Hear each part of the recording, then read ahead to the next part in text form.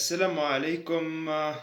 أهلا وسهلا بكم على قناة عالم الطيور مرة أخرى في حلقة جديدة، وهذه المرة نرى عديد الأسئلة المطروحة حول ما يسمى بطيور الزيبرا، وسنجيب على أهم 10 أسئلة. طائر الزيبرا طائر يعني له صيت كبير بين الطيور، ولذا يميل إليه عديد المربين، ومن هنا تطرح الأسئلة. السؤال الأول الذي نطرحه طبعا ونجيب عنه، وهو: هل أن طائر الزيبرا يتزاوج مع طيور أخرى أو يتم تزويجه مع طيور أخرى؟ في الواقع نعم، طائر الزيبرا يمكنك أن تزوجه مع طيور أخرى، لكن بشرط أن تكون من نفس النسل أو من نفس السلالة، لا أن تكون طيور كناري أو طيور حسون أو يعني سميريز أو غيرهم من هذه الأنواع التي يلقحها طائر الزيبرا، لكن يعني بدون فائدة، وهذا إهدار، ولا أنصح بهذه العملية.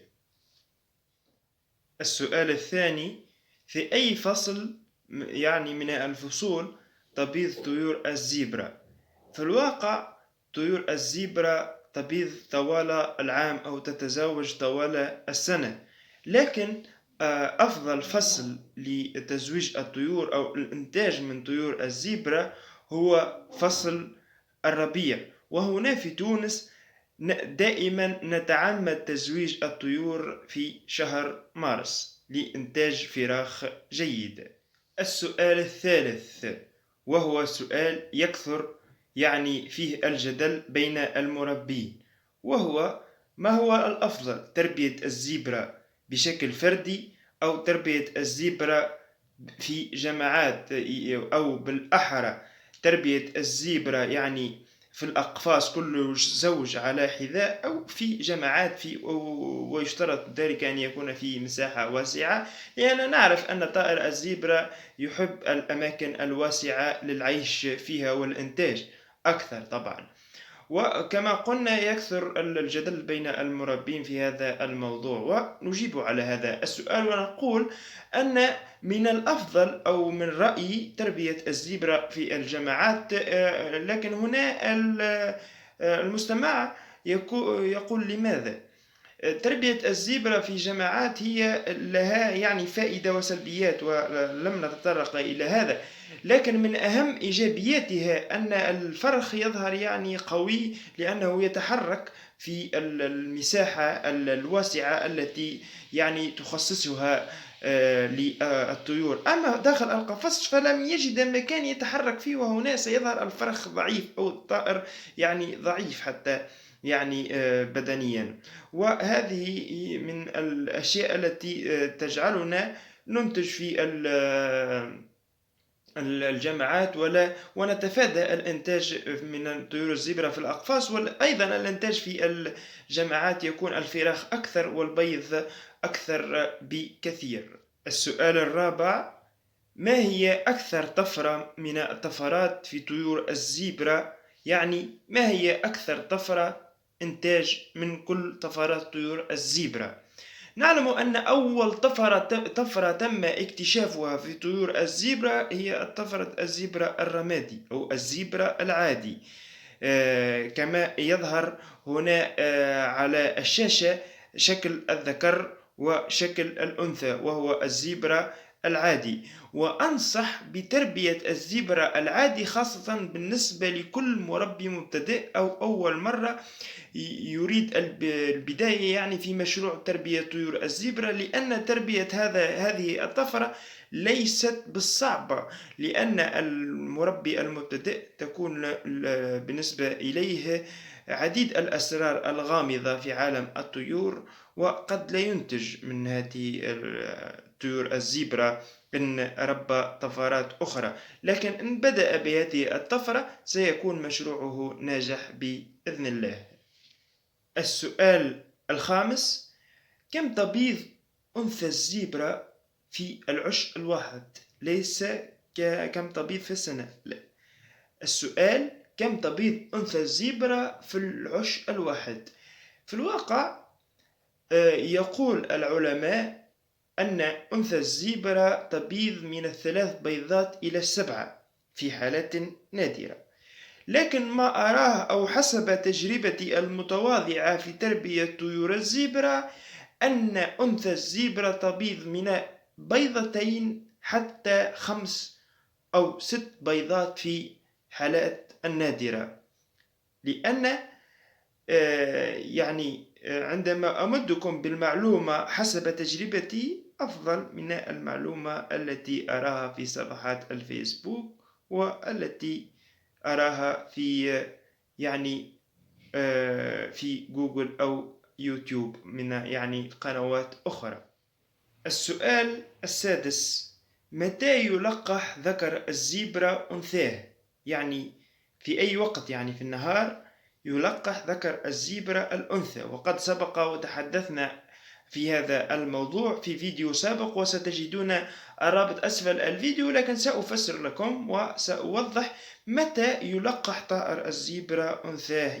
في اليوم يلقح طائر الزبرة الأنثى كما يقال أنه يلقحها فجرا، وهو في الحقيقة في أغلب الأحيان طائر الزبرة يلقح الأنثى عند أذان الفجر أو في الصباح الباكر، لكن أنا حسب تجربتي رأيت طائر الزبرة عديد المرات، ليست مرة أو 2، يلقح الأنثى في ضوء النهار وأمام المربي، وهذا أمر عادي. السؤال رقم 7: هل يمكن تزويج ذكر الزبرة لأنثتين؟ نعم، يمكن تزويج ذكر الزبرة لأنثتين عندما تكون تربي الطيور في شكل جماعات، لكن لا أنصح بهذه العملية، لأن الذكر سيستهلك طاقة كبيرة في عملية التزاوج، لأن يكون لديه أنثتين لكي يتزاوج معهم، وسيحدث جدال كبير بين الأنثتين، وفي أغلب الأحيان إن لم يحدث كسر للبيض سيحدث قتل الفراخ أو أشياء مثل هذه، ولذا لا أنصح بهذه العملية. السؤال رقم 8: هل ينصح بتزويج طيور الزبرة في فصل الصيف؟ هو يمكن تزويج طيور الزبرة أو الإنتاج منها كما قلنا على طوال السنة أو طوال العام أو في كل الفصول، لكن لا أنصح بتزويج الزبرة في فصل الصيف، بل أنصح بتقديم أحواض الاستحمام ونزع الأعشاش وترك الأزواج لوحدهم دون تزاوج. لأن عملية التزاوج في فصل الصيف عند ارتفاع درجات الحرارة أغلبها لا تكون ناجحة ويحدث فيها عديد الخسائر، وهنا هذا لا يلائم المربي. السؤال رقم 9: ما هو السن المناسب لتزويج طيور الزبرة؟ هنا هذا السؤال أريدكم أن تصغوا كثيرا إلى كلامي، أو تركزوا تركيز تام مع ماذا سأقول. هنا تختلف طفرات الزبرة في سن بالنسبة لعملية سن البلوغ أو بالنسبة للسن المناسبة للتزاوج. بالنسبة للطفرة العادية يمكنك تزويجها من 4 أشهر، 5 أشهر، 6 أشهر، يمكنك تزويجها من 4 أشهر بالنسبة للذكور، وبالنسبة للإناث 5 أشهر. هذه الطفرة العادية أو طفرة الزبرة الرمادية. وبالنسبة لباقي الطفرات هي معقدة نوعا ما، مثل طفرة الخد الأسود، على ما أظن من الأفضل تزويجها بالنسبة للذكور 6 أشهر، في عمر 6 أشهر، وبالنسبة للإناث هي 7 أشهر، شيء كهذا.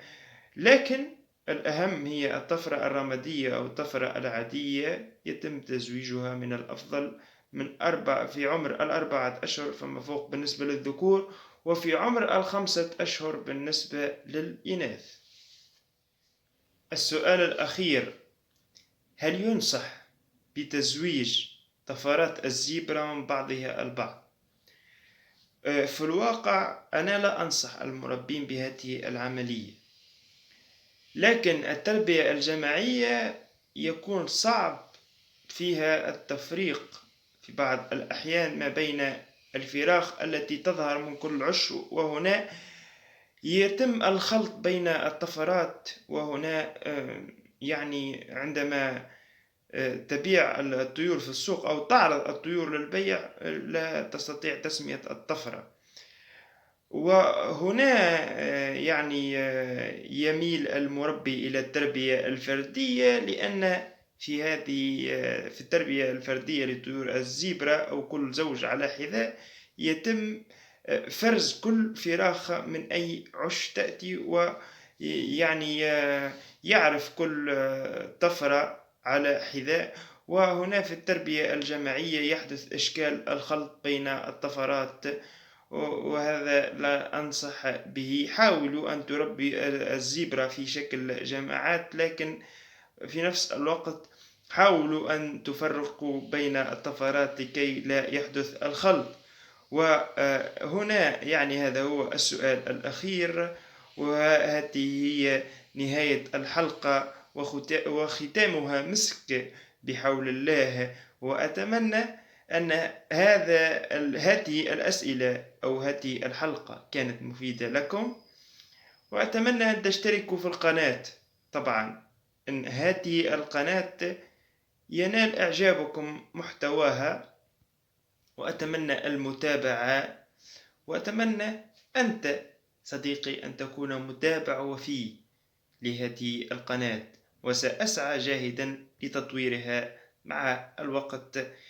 هذه تحيات يحيى الحامدي من قناة عالم الطيور. إلى اللقاء، ألقاكم في حلقات قادمة.